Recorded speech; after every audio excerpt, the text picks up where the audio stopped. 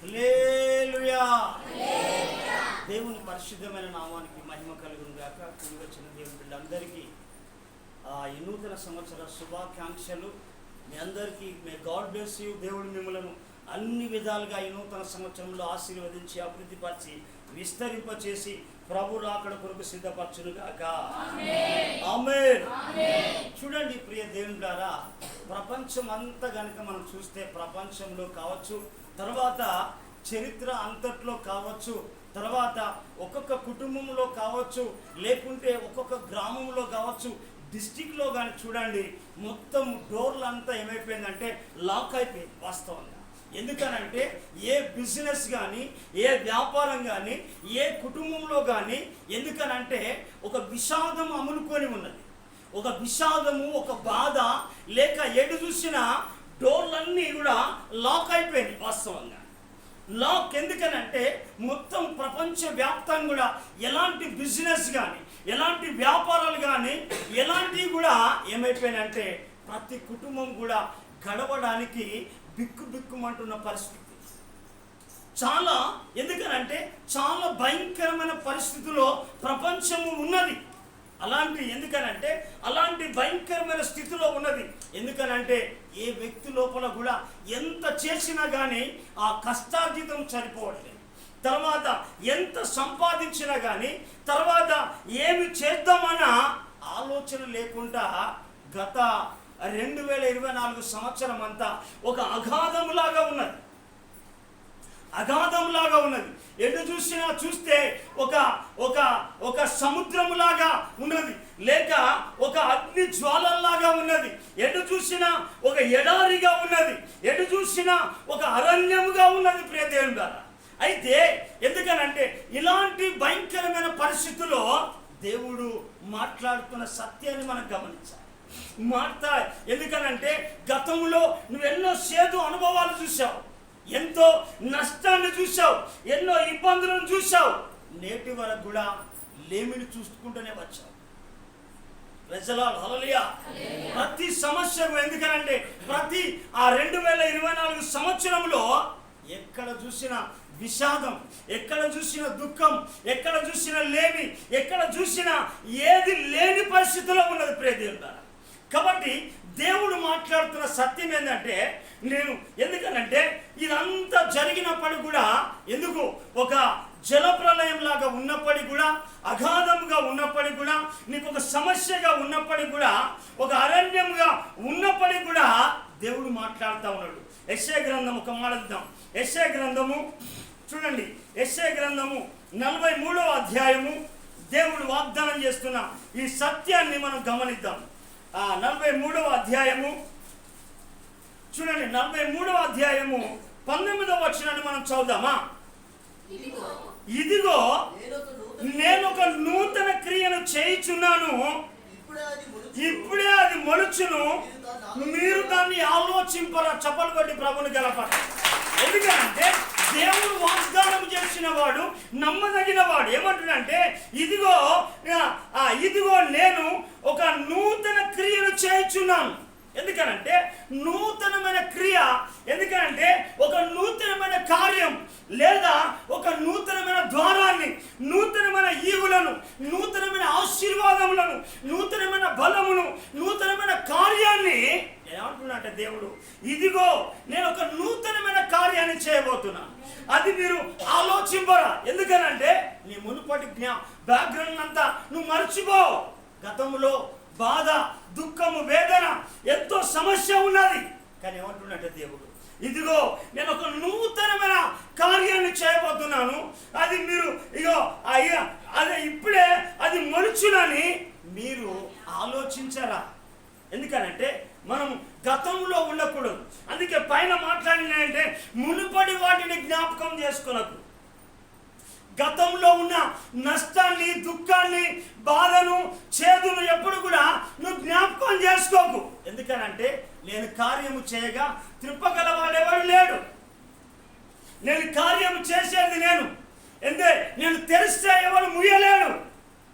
ఎందుకనంటే నేను ఆశీర్వదిస్తే, నేను నిలబెడితే నేను ఎవరు పడగొట్టలేడు. నేను లేవనెత్తితే నిన్ను కూర్చుండబెట్టేవాడు ఎవడు లేడు.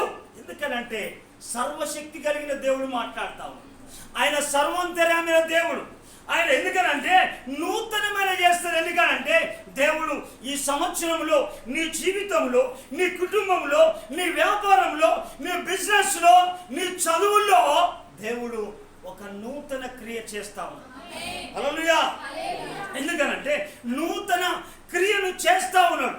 ఎందుకు అనంటే నీకు విరోధంగా పడుతున్న ఈ ఆయుధం కూడా వర్ధిల్లదు. అయితే ఒక కండిషన్ ప్రేమ దేవుడు కార్యము చేసి ఎలాంటి కార్యం చేస్తాడంటే ఇక్కడ అంటూ ఉంటాడు చూడండి, నేను అరణ్యములో త్రోవలు కలగజేయుచున్నాను. అది నీకంతా ఒక అరణ్యముగా ఉండవచ్చు, కానీ ఆ అరణ్యంలోనే నీకు ఒక మార్గాన్ని చేస్తా అంట. ఆ అరణ్యంలోనే నీకు ఒక మార్గాన్ని చేస్తా అంటాడు. ఇక్కడ అంటాడు ఎడారిలో నేనేం చేస్తా అంట, నదులు ప్రవహింపజేస్తా. ఏమి లేదు ఎడారి అని అనుకుంటున్నావు, అక్కడి నుంచే నీ ఆశీర్వాద ఊటలు, దీవెన ఊటలు, బలమైన ఊటలు, క్షేమకరమైన ఆ ఊటలను కూడా ఎక్కడ చేస్తారంటే ఎడారిలో. హల్లెలూయా. ఎడారిలో ఆ ఊటలను ఎందుకనంటే ఆ ఎడారిలో నదులను కలుగజేస్తా. ఏమంటుండంటే ప్రేదేన్ ద్వారా నేను అరణ్యములో త్రోవను కలుగచేయుచున్నా. ఆయన్ని దేవుడు సాక్షాత్తు దేవుడే స్పష్టంగా మాట్లాడుతున్నాం. ఇదంతా డోర్ అయిపోయింది కావచ్చు, ఎందుకంటే పరిస్థితులు అయిపోయినాయి అని అనుకుంటున్నారు కావచ్చు. దేవుడు ఒక నూతనమైన కార్యం చేస్తున్నాడు. మనం ఏంటంటే ఆశతో మనం చూడాలి. ఎందుకనంటే దప్పిక గల వాని మీద, ఎందుకనంటే ఆ దప్పిక గల వాని మీద నీళ్లను ఎండిన భూమి మీద ప్రవాహ జలములను కుమ్మరించినట్టుగా మనం ఆశతో ఉండాలి. ప్రజలను హల్లెలూయా. ఎందుకనంటే దేవుడు చేయబోయే కార్యము కొరకు ఏం కావాలంటే దప్పిక కొనాలి, దాహము కలిగి ఉండాలి, ఆశతో చూడాలి, నిరీక్షణతో చూడాలి. దేవుని సన్నిధిలో కనిపెట్టుకుంటూ ప్రార్థన ద్వారా మనం కనిపెట్టుకుంటూ చూస్తే దేవుడు ఏం చేస్తాడంటే నువ్వు వెళుతా అంటేనే కార్యాలు చేస్తా అంటాడు. ఎందుకనంటే ఆ 10 మంది కుష్ఠరోగులు వచ్చినప్పుడు ఏం చేస్తారంటే మీరు వెళ్ళి మీ దేహాన్ని మీ యాజకునికి కనపరుచుకోమంటే త్రోవలనే శుద్ధులైండు. ప్రజలను హల్లెలూయా. నీవు త్రోవలలోనే దేవుడు కార్యాలు చేస్తాడు. అక్కడ ఏమంటే నేను ఒక నూతనమైన క్రియను చేయుచున్నాను, అది ఇప్పుడే మొలుచును, మీరు దాన్ని ఆలోచింపరా. మనం ఆలోచన చేయాలి. ఎందుకనంటే దేవుడు వాగ్దానం చేస్తా ఉన్నాడు. వాగ్దానం చేసిన దేవుడు నమ్మదగిన వాడు. ప్రేమ దేవుడా అయినా ఆయన సాధారణమైన వ్యక్తి కాదు. ఎందుకనంటే నా జీవితంలో వాగ్దానం చేసిండు దేవుడు కూడా నేటి వరకు కూడా చెయ్యి విడవలే. ప్రజలను హల్లెలూయా. నేను ఇక్కడి నుంచి వెళ్ళిపోదాం అనుకున్నా దేవుడు చెయ్యి విడవలే ఏ పరిస్థితుల్లో కూడా. ఎందుకనంటే ఏ పరిస్థితుల్లో కూడా చెయ్యి విడవలే. నేను కూడా చివరికి చనిపోదామన్న పరిస్థితులు కూడా దేవుడు చెయ్యి విడవలే. అయితే ఇక్కడ ఏంటంటే అది ఇప్పుడే మొలుచునని మీరేం చేయాలంటే మీరు ఆలోచన చేయి. దేవుడు నీ జీవితంలో కార్యం చేస్తావు. దేవుడు నీ జీవితంలో నిన్ను ఆశీర్వదిస్తా ఉన్నాడు. ఏ దేవుడు నీ కుటుంబంలో క్షేమమును కలగజేస్తాడు. ఎలాగునంటే చూడండి ప్రేమ ద్వారా 44వ అధ్యాయం యెషయా గ్రంథము 3వ వచనం మనం చదువుతామా. ఏంటంట దప్పిక. ఎందుకనంటే దప్పిక గల వాని మీద నీళ్లను, ఎందుకనంటే నీ దాహము వాక్యం. ఎందుకనంటే ఆ వాక్య దాహము ఎలాగైతే ఆ వాక్యం పైన దాహము కలిగినప్పుడు దప్పిక ఎలా ఉంటుందో నీకు నీళ్లను దయచేసినట్టుగా వాక్యమును ఉపదేశమును దేవుడు నీకు ధారాళంగా దయచేయబోతాడు. ప్రజలు హల్లెలూయా. చూడండి, ఎండిన భూమి మీద ప్రవాహ జలములను కురిపించదను. చూడండి ఏమంటున్నాడు, నీ సంతతి మీద. ఎందుకనంటే నీ సంతతి మీద నా ఆత్మను కుమ్మరిస్తా, నా అభిషేకమును కుమ్మరిస్తా, నా కృపను కుమ్మరిస్తా. నీ సంతతి పైన, నిన్ను బట్టి నీ సంతతి పైన నా ఆత్మను కుమ్మరిస్తా, నా అభిషేకమును కుమ్మరిస్తా. ఎందుకు అనంటే అది ఎలాంటి అభిషేకం అని అంటే మనం చూడవచ్చు ప్రేమని తెలిపాలా. దేవుడు ఎందుకనంటే ఎప్పుడు పొందని ఆ ఆత్మను, ఎప్పుడు పొందని ఆ అభిషేకమును, ఎప్పుడు పొందని ఆ బలమును, ఆ ఎప్పుడు పొందని ఆ శక్తి సామర్థ్యాలతోటి దేవుడు నింపబోతావు. ప్రజల హల్లెలూయా. అలాగే చూడండి ఎజికేలు గ్రంథము, చూడండి ప్రేమ దేవ, ఎజికేలు గ్రంథము 36వ అధ్యాయము, ఎజికేలు గ్రంథం 36వ అధ్యాయము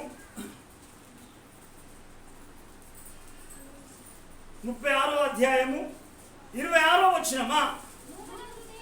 చూడండి ఏంటిదంట, నూతన హృదయమును మీకు ఇచ్చేదను, నూతన స్వభావమును మీకు కలగజేసేదను, మీలో ఉన్న ఆ కఠినమైన రాతి గుండెను తీసివేసి మాంసపు గుండెనిచ్చేదను. చెప్పండి వీటి ప్రభువు. ఎందుకు అనంటే ప్రతి పరిస్థితిని ఎదుర్కోవాలంటే దేవుని ఆత్మతో నింపబడాలి. శరీరం ఎప్పుడు కూడా సహకరించదు, శరీరం కూడా ఎప్పుడు కూడా మనకు సహకరించదు. ఎందుకనంటే ఆత్మను ఎప్పుడైతే ఆత్మతో నింపబడతావో నీ లోపల ఒక ధైర్యం ఉంటుంది. దేవుడు ఆ ఆత్మ ద్వారా ఏం చేస్తాడంటే ధైర్యాన్ని ఇచ్చి నీకు ఆ ధైర్యంగా ఉన్న పరిస్థితిలో ముందుకు పోతాంటేనే కార్యాలు చేస్తా అంటాడు. ప్రజలు హల్లెలూయా. అక్కడ అందుకే అంటాడు, నేను నూతన హృదయమును మీకు ఇచ్చేదను, నూతన స్వభావమును మీకు కలగజేసేదను, రాతి గుండెను మీలో నుండి తీసివేసి మాంసపు గుండెని ఇచ్చేస్తా. నా ఆత్మను మీ అందు ఉంచి నా ఆజ్ఞలను కట్టలను అనుసరించి వారుగాను, నా విధులను గైకొని వారుగాను మిమ్మును చేసేదని అంటావు. అంటే దేవుడు ఎందుకనంటే దేవుడు ఆ దప్పికతోటి ఆ ఆశతోటి ఎప్పుడైతే ఉంటే దుప్పి ఏం చేస్తా అంటే నీటి కొరకు ఆశపడతాడు. తన దాహము తిరిగేంత వరకు కూడా తన ఆశ మాత్రం ఎప్పుడు కోల్పోదు. ఎందుకనంటే దాహము తీర్చుకున్నప్పుడే అది తృప్తి పడతాడు. ఎందుకనంటే ఎప్పుడు కూడా దప్పే కలుగుతాడు. కాబట్టి నువ్వేం కావాలంటే దేవుని పైన ఆశ కలిగి ఈ నూతన సంవత్సరంలో దేవుని యొక్క వాక్యము కొరకై ఆశ కలిగి ఉంది. దేవుని యొక్క ఆత్మ కుమ్మరింపు కొరకు అన్నాడు కదా దేవుడు. ఏమన్నాడు, నేను నూతన హృదయాన్ని మీకు ఇచ్చేస్తా, నూతన స్వభావాన్ని కలగజేస్తా. తర్వాత ఏమన్నా అంటే అక్కడ మీలో ఉన్న రాతి గుండెను తీసివేస్తానని సెలవిచ్చిండు. ప్రేమ దేవ, రాతి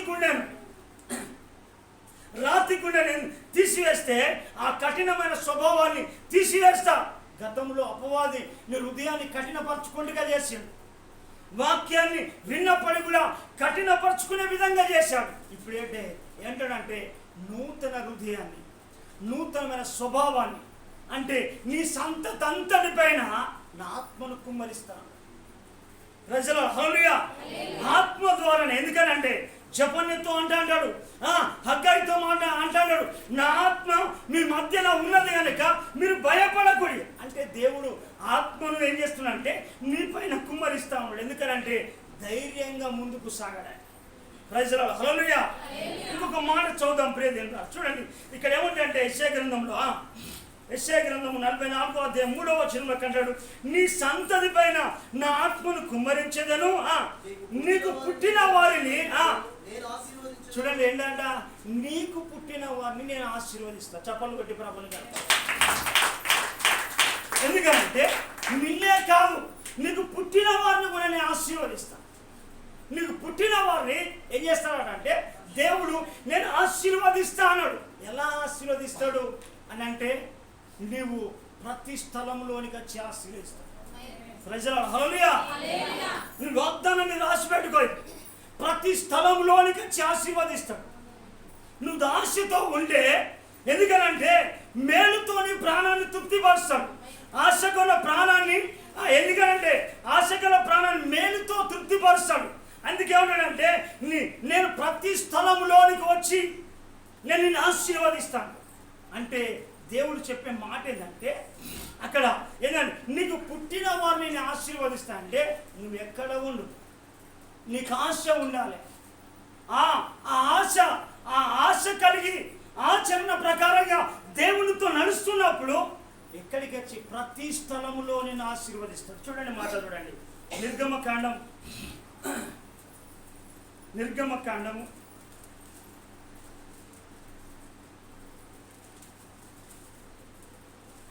20వ అధ్యాయము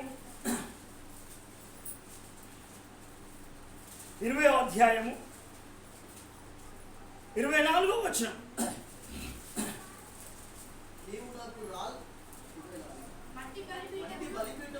చూడండి, మట్టి బలిపీఠమును నా కొరకు చేసి దాని మీద నీ దహన బలులను, సమాధాన బలులను, నీ గొర్రెలను, నీ ఎద్దులను నువ్వు అర్పించాలి. ఏంటిది అర్పించాలి అని అంటే, ఇక్కడ అర్పించవలసింది ఏంటంటే, నువ్వు దాహం కలిగి ఉండు.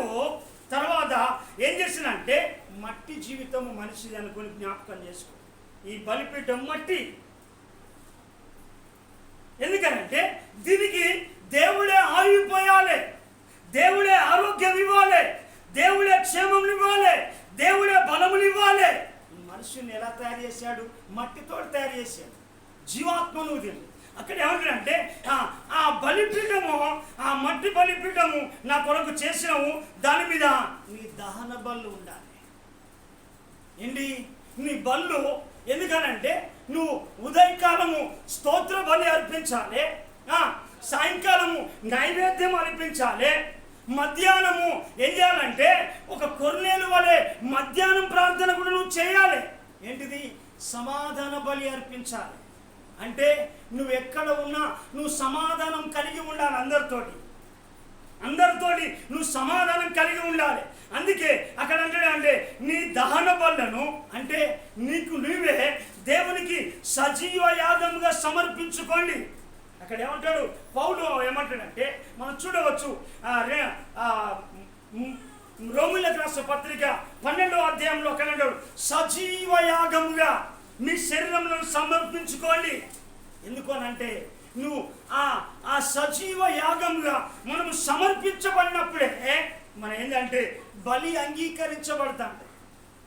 సమాధానం లేకపోతే నువ్వేం చేస్తానంటే నీ ప్రార్థన అంగీకరించబడదు, నీ బలి అంగీకరించబడదు, నీ కానుక అంగీకరించబడదు, నీ వ్యక్తిత్వం అంగీకరించబడదు.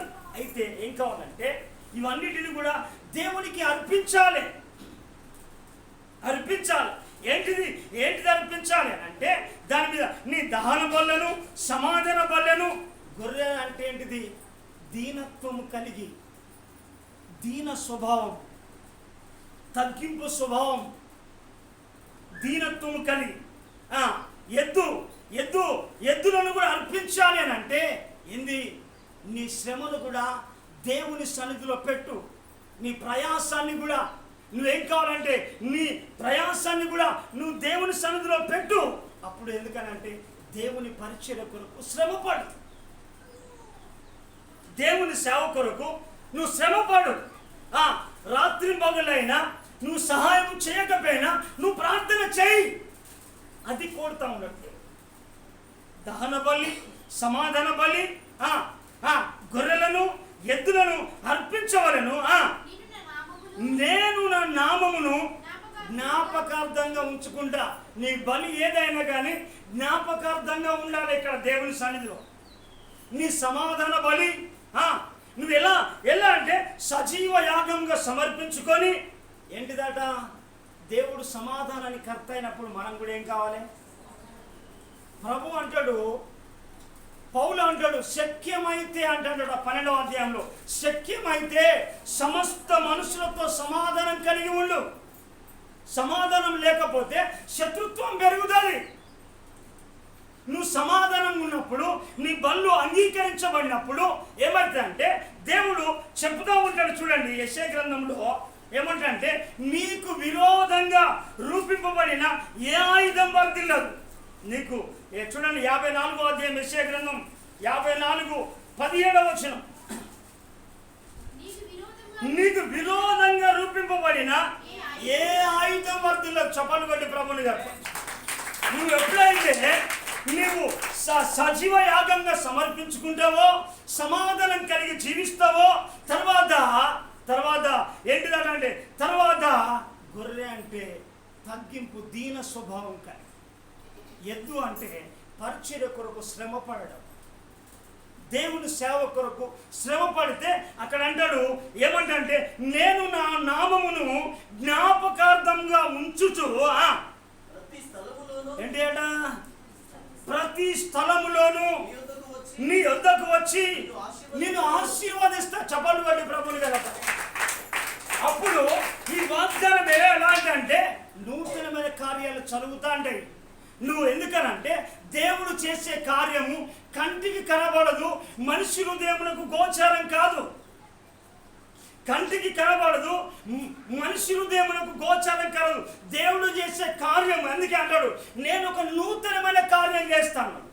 ఎందుకనంటే నువ్వు అలా నీ దహన బలి నువ్వు అర్పించబడాలి, తర్వాత సమాధాన బలి అర్పించాలి, తర్వాత నువ్వు దేవుని సన్నిధిలో దీనత్వము కలిగి. అందుకే యేసు ప్రభువు ఏమంటాడంటే యోహాన్ అంటాడు, యోహాను సువార్తలో 1వ అధ్యాయం అంటే ఇదిగో లోక పాపమును మోసుకొని వెళ్ళు దేవుని కోరికల.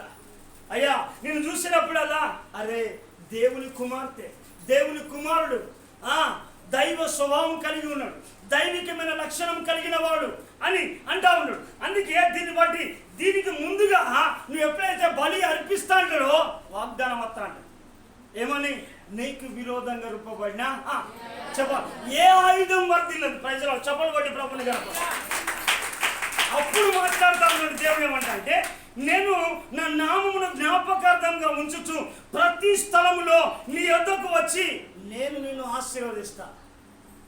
నువ్వు ఎక్కడ ఉండు, ఇండియాలో ఎక్కడైనా ఉండు, నువ్వు పట్టుకున్న పిడికిలను ఆశీర్వదిస్తాడు. నువ్వు ఎందుకనంటే ఆరోగ్యంగా ఆధ్యాత్మికంగా అన్ని విధాలుగా ఆశీర్వదించబడడానికి దేవుడు మాట్లాడుతూ ఉన్నాడు. ఎందుకనంటే నేను ఒక నూతన క్రియను చేర్చున్నాను, ఇదిగో అది ఇప్పుడే మొలుచుతున్నదని మీరు ఆలోచింపరా. నువ్వు ఆలోచన చేయాలి. దేవుడు కార్యం చేస్తావు, దేవుడు కార్యం చేస్తావు, దేవుడు కార్యం చేస్తావు, దేవుడు కార్యం చేస్తావు. ఎందుకనంటే దేవుడు ఖచ్చితంగా అంటాడు. ఎందుకనంటే నేను కార్యము చేయగా తిప్పగలవాడు ఎవరు లేడు.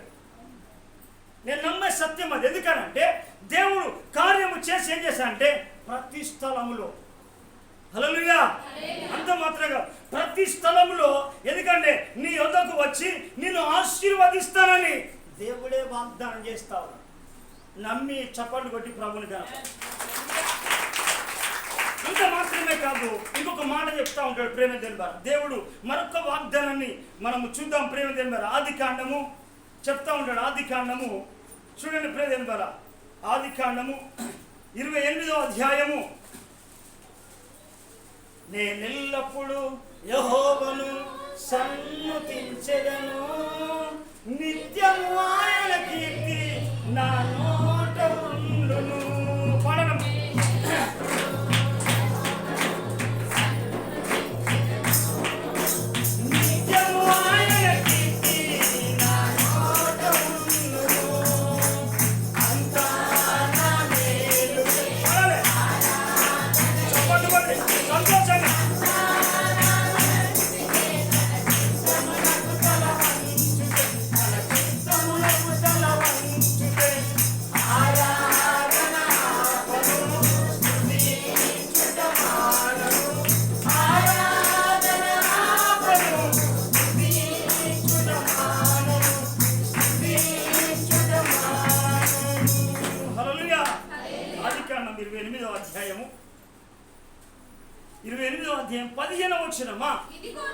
చూడండి, ఇదిగో నేను నీకు తోడై ఉండి అంటే చెప్తా ఉన్నాడు.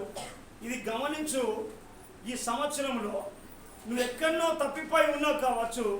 ఏంటంటే అక్కడ ఈ యాకోబు గ్రహించట్లేదు. దేవుడు బేర్షెబ అరణ్యంలో ఉన్నాడు, విషసర్పాల మధ్యలో ఉన్నాడు.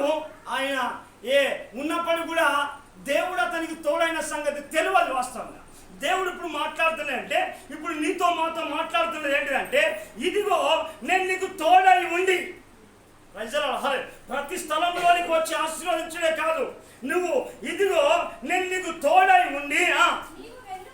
చూడండి, ఇదిగో నేను నీకు తోడై ఉండి నువ్వు వెళ్ళు ప్రతి స్థలమును నిన్ను కాపాడుతా. ప్రజలాడు హల్లెలూయా. ఎందుకనంటే నీకు విరోధంగా రూపబడిన ఈ ఆయుధము వర్ధిల్లాలి. ఎందుకనంటే నీ పైన కోపపడేవారు సిగ్గుపడతారు. హల్లెలూయా. నిన్ను పైన కోపపడేవారు సిగ్గుపడతారు, అవమానపరచబడతారు.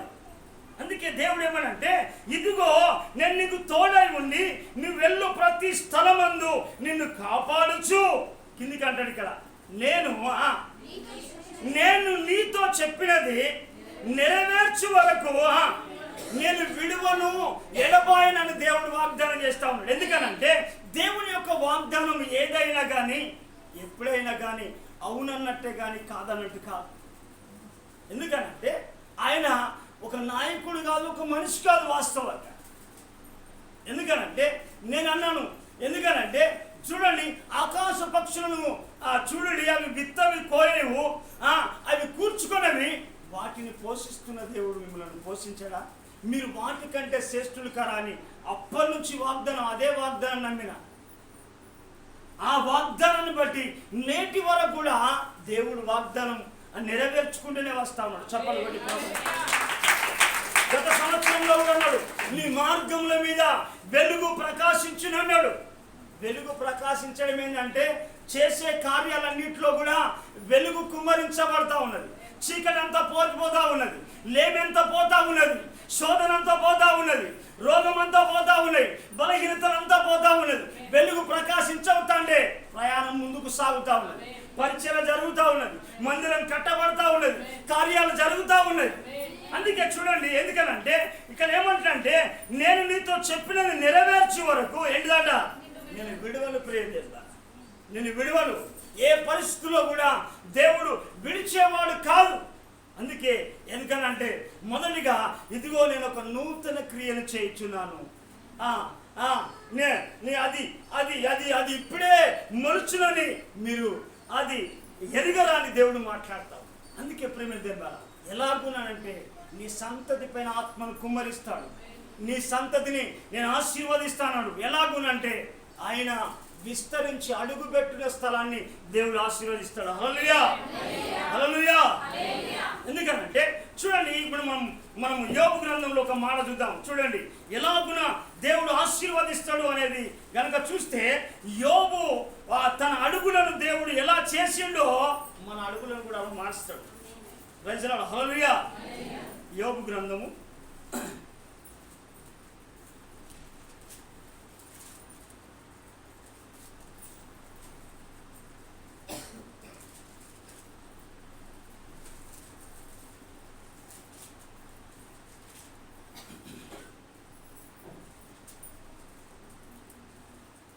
'నా గుడారము క్షేమమని నాకు తెలిపితివి.'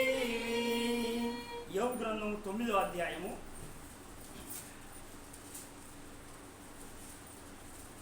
9:10. చూడండి, ఎవడును తెలుసుకొనలేని మహత్తైన కార్యములను, లెక్కలేనని అద్భుత క్రియలను ఎందుకనంటే ఆయన చేయించున్నాడు. ఎందుకనంటే అడుగు పెట్టిన ఆ పాదమల్ల కూడా ఎండపడట, నేతిలో పడ్డదట. అంటే దేవుడు చేసే కార్యాలను మనం ఎందుకనంటే ఇది దేవుడు నా పట్ల చేస్తున్నాడు, నా పిల్ల పట్ల చేస్తా ఉన్నాడు, తన ఆత్మను నా పైన కాదు నా సంతతి పైన కుమ్మరిస్తాడు. ఆయన నన్ను కాదు నా సంతానాన్ని కూడా ఆశీర్వదిస్తాడు అనే దేవుని యొక్క వాగ్దానము. నిశ్చయముగా ఆ వాగ్దానాన్ని హత్తుకొని ఆ వాగ్దానానికి అనుసరించి మనం ముందుకు సాగినప్పుడు ప్రతి వాగ్దానం నెరవేర్చబడతాయి. ప్రజలారా, హల్లెలూయా. అందుకే ప్రేమ దేవులారా, మనం మరొక మాట చెప్పేసుకొని మనం ప్రార్థన చేద్దాం. ప్రేమ దేవులారా, మరొక మాట చూడండి, ఆ యెషయా గ్రంథంలో చూడండి, యెషయా గ్రంథము ప్రియ దేవులారా, యెషయా గ్రంథము 56వ అధ్యాయము చూడండి, 56వ అధ్యాయం యెషయా గ్రంథం 56వ అధ్యాయము 5వ వచనం. నా ఇంటను నా ప్రాకారములోను ఒక భాగమును వారికి ఇచ్చేస్తారట. చప్పాలు కొట్టి ప్రభువు గారు. హల్లెలూయా. ఏంటిదంటే ఇది దేవుడు ఎందుకనంటే మోషే నమ్మకంగా ఉన్నప్పుడు మోషే నాయకత్వంలో ముందుకు నడిచినట్టుగా నువ్వు దేవుని ఇల్లంతట్లో మోషే నమ్మకంగా ఉన్నట్టుగా మనం దేవుని సేవలో దేవుని సంఘంలో నమ్మకంగా ఉండాలి. తర్వాత ఇక్కడ ఏం చేసిందంటే ఆయన మోషని ఎలాగైతే అది చేసి నడిపించిండో మోష జీవితంలో కనుక చూస్తే అక్కడ అంటాడు, ఏ ప్రజల మధ్యలో చేయని అద్భుతములు చేస్తానంటాడు 34వ అధ్యాయంలో నిర్గమకాండం.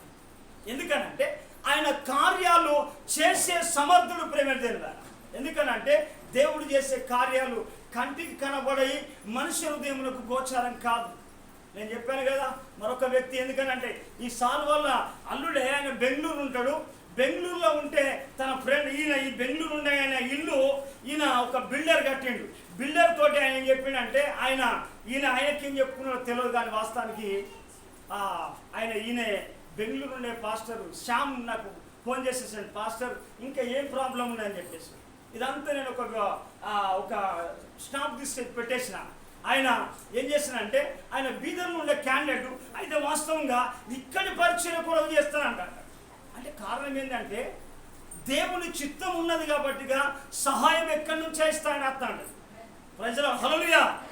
ఎందుకనంటే దేవుడు కూడా నీకు కూడా ఈ ప్రతి స్థలంలోనికి వచ్చినట్టుగా, తర్వాత ప్రతి స్థలంలోనికి వచ్చి ఆశీర్వదించినట్టుగా దేవుడు నీ సంతతి పైన ఆత్మను కుమ్మరించి ఆశీర్వదించినట్టు ఇక్కడ ఏమంటే నా ఇంటను నా ప్రాకారములోను ఒక్క భాగము నీకు ఇస్తానంటున్నాడు దేవుడు. ప్రజల హల్లెలూయా.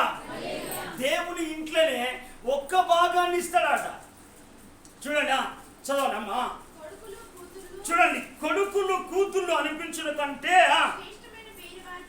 చూడండి నీకు దేవుడు ఇచ్చే అక్కడ ఏంటంటే కొడుకులు కూతుళ్ళు అని అనిపించుకున్న కంటే ఏంటిదంట శ్రేష్టమైన పేరు నీకు పెట్టుచున్నాను. చప్పలు కొట్టి ప్రభులు గారు, దేవుడు నీకు సంవత్సరంలో ఒక శ్రేష్టమైన పేరును పెట్టబోతావు. ఒక శ్రేష్టమైన పేరును దేవుడు పెట్టబోతా ఉన్నాడు. ఎందుకు ఏ పేరు పెడతా ఉన్నాడంటే ఇక్కడ చూడండి అమ్మా, అరే ఏంటిదట కొట్టివేయబడని నిత్యమైన పేరు వారికి పెట్టుచున్నాను. చప్పలు కొట్టి ప్రభులు గారు, ఏంటిదట అక్కడ ఏమంటే శ్రేష్టమైన పేరును వారికి పెట్టుచున్నాను, కొట్టివేయబడని నిత్యమైన పేరును వారికి పెట్టుచున్నాను. అంటే దేవుడు నీకు నాకు ఏం చేస్తున్నాడంటే, ఎందుకనంటే ఒక కొట్టివేయబడని ఒక పేరును, ప్రఖ్యాతిని, మంచిని, ఈవులను దేవుడు అనుగ్రహించబోతాడు. హల్లెలూయా. ఆయన అనుగ్రహించబోతూ ఉన్నాడు కాబట్టిగా మనం ఏం కావాలంటే దాహము కలిగి ఉండాలి, ఆశ కలిగి ఉండాలి. ఎందుకనంటే దుప్పి నీటి వాగుల కొరకు ఆశపడినట్టుగా దేవా నా ప్రాణం నీ కొరకు ఆశపడుచున్నదయ్యా అని మనము ఆశ కలిగి ఉంటే ఆశ గల ప్రాణాన్ని మేలుతో తృప్తిపరిచినట్టుగా నీ ఆత్మ పైన ఆయన ఏం చేస్తాడంటే నేను ఒక నూతన క్రియను చేయుచున్నాడు. ఎందుకనంటే ఆ నూతన క్రియను అది ఇప్పుడే మొలుస్తా ఉన్నది, ఇప్పుడే చేస్తున్నాడనే ఒక విశ్వాసముతో ఒక నమ్మకముతో ఉంటాంటే తన ఆత్మ కుమ్మరించబడతాడు. ఆయన ఆశీర్వాదం కుమ్మరించబడతా ఉంటుంది. నీ వాగ్దానం ఎదురైతా ఉంటుంది. నీ శత్రువులు ఎదురొచ్చినప్పుడు ఏం చేస్తాంటే ఆయన ఎదురొచ్చినప్పుడు ఏం చేస్తాంటే నీకు విరోధంగా రూపబడినా ఏ ఆయుధం వర్ధిల్లదు, ఏ ఆయుధం కూడా వర్ధిల్లదు. అందుకే చూడండి ప్రేమ ద్వారా నీకు విరోధంగా రూపింపబడిన ఏ ఆయుధం వర్ధదు. నువ్వు పరిస్థితులకు భయపడకు, సమస్యలకు భయపడకు, దేనికి దిగులు పడకు.